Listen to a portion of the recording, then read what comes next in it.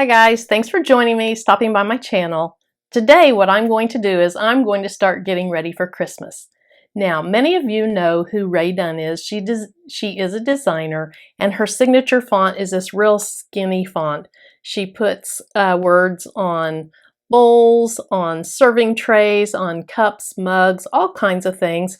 But if you're not familiar with her, I wanted you to see what her work looks like. That's one. This is a big dog bowl, and you can see it says yum. And then she also has another font that she uses sometimes. I think it's probably less popular, but it's this font that I'm showing you right now. What I want to do is I want to just utilize something that I have already and make it Christmassy. So it sits on my countertop, and of course the word pour faces out into the room. But for Christmas, I'm going to turn it around. I'm going to cut the word eggnog out of vinyl using a font that looks a lot like her font. It is inspired by her font. I'll add some other decorations to it so that it looks a little bit more festive, and then I'll show you at the end what it looks like. If you want to join me, what you'll need is some type of pitcher, mug, whatever you want to put words on that is inspired by Rae Dunn. You'll need some vinyl. I'm going to be cutting out of this Oracal vinyl. I really like to use it as a stencil. It is super cheap. You get 10 yards and it's less than $20 for 12 inches wide by 10 yards long. And I'll link to this in my description. You'll also need some type of transfer tape. I use this inexpensive contact brand. You can get that at Walmart and other places. I'll be using a weeding tool. I'll be using my scraping tool to burnish it down. I will use my rotary cutter. I'll use a regular grip mat. I'm going to use my computer and design space to design it. And then my maker's right over here. You can't see it, but I'll use my maker to cut it. So I'll get my computer opened, we'll get it designed, and I'll see you back at the end. Okay, let's go ahead and open Cricut Design Space. And I want to start a new project.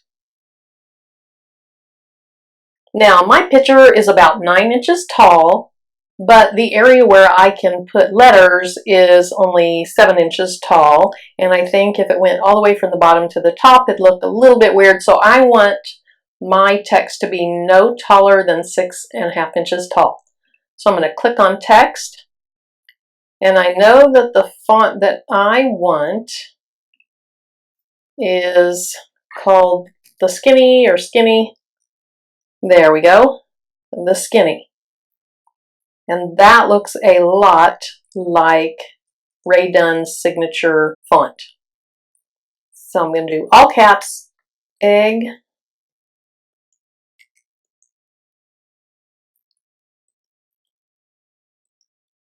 Eggnog.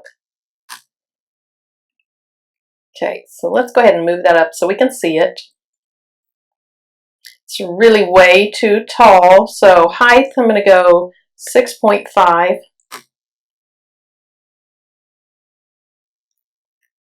going to make my screen smaller so you can see the whole thing.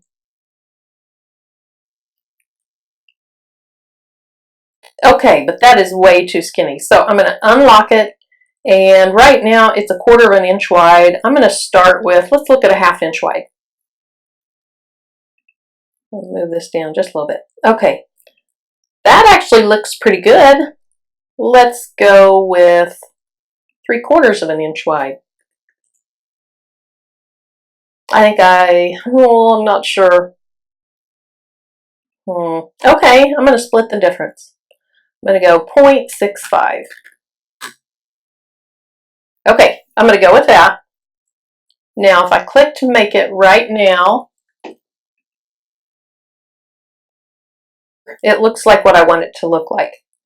I didn't even have to click attach or anything like that. I'm going to move it down just a little bit. Okay, let's go ahead and click continue.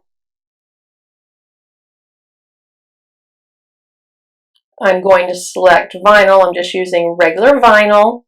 It wants me to make sure I have my fine point blade in clamp B, which we'll look at that in a minute. I'll get my camera angle changed and we'll keep going.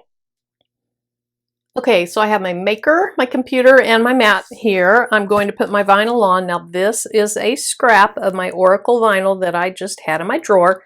So it is way too wide for this project, but it's a scrap. So I'll put that down, make sure it's down nice and tight. Okay, before I told you I need to make sure I have the fine point blade, and I do. This is the premium fine point blade. I always make sure that nothing is on the blade. What you can do is you can push right here. It pushes the blade out, and then you can just make sure there's nothing on it. So I'll put that back in. Make sure your mat is under those, and go ahead and load the material. And now I'm ready to cut.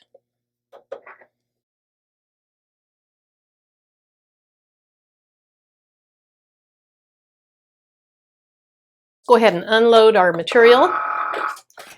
I can go ahead and turn off my maker, get it closed up and out of the way.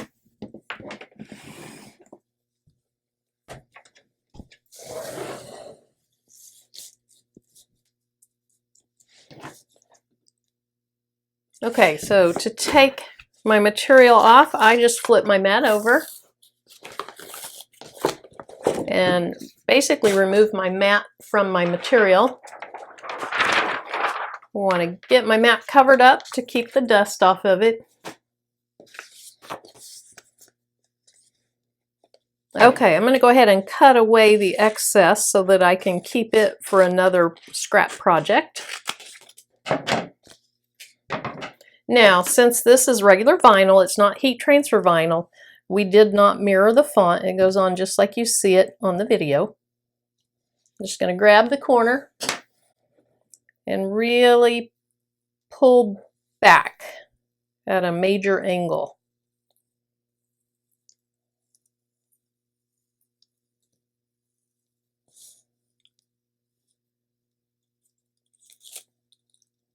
Just give that a little tug. There we go.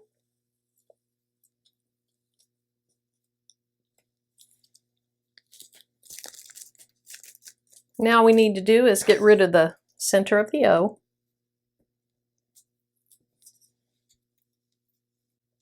Okay, so I need to cut some transfer tape. Let's see if that's big enough. Nope, that's not quite big enough.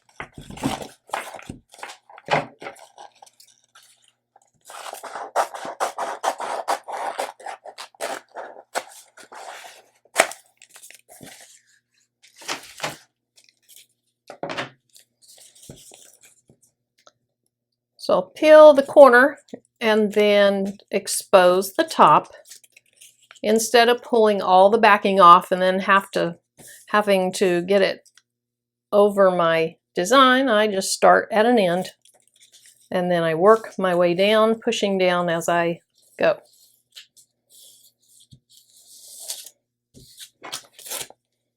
Now my transfer tape isn't straight, but that's okay. I'm going to make sure my design is nice and straight on my picture. Now, we're going to pull this back. We're going to do it slowly so that if something is not releasing, I can burnish it a little bit more and get it to release.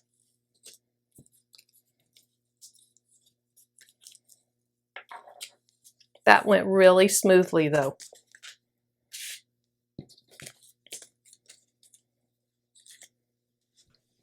So let me get my picture set up here.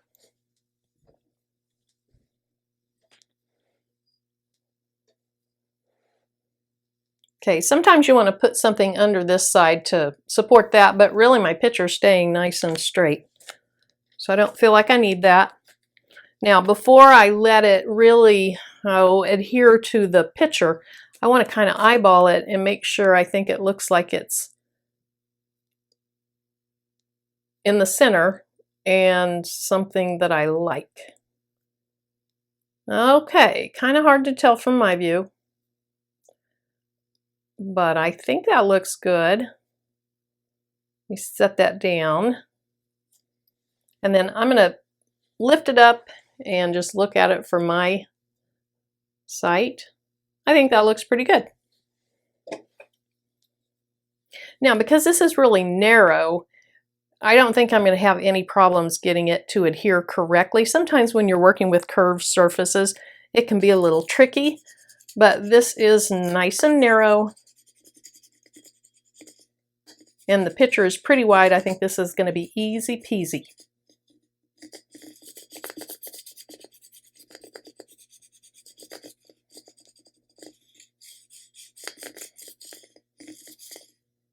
The other thing is with vinyl, once you take off your transfer tape, if the vinyl has some little bubbles in it or anything like that, you can use a blow dryer to kind of heat it up and try to get it to flatten out.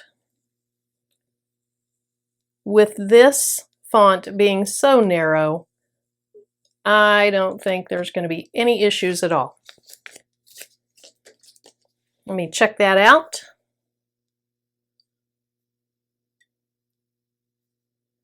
Now I think that looks great.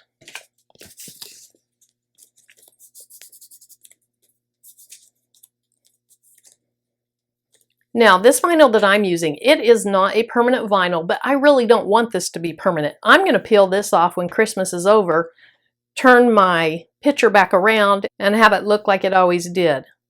So if you want it to be a more permanent solution, you're going to need to use a different vinyl. But doesn't that look cute? Very, very cute, just like I wanted it. Okay, so I'm going to go ahead and put a couple of Christmas decorations in this. I'll put it back on my kitchen countertop, and I'll show you what it looks like in place. If you liked my video, please give me a thumbs up. If you have any questions or suggestions, please leave them in the comment section. If you'd like to see what I'll be working on in the future, hit the subscribe button. And if you click on the bell, you'll receive notifications of when I upload new videos. I do appreciate you taking the time to give me a thumbs up or a nice comment or even a suggestion. It really helps me out and it helps my channel out. I'm Marilyn. Bye-bye.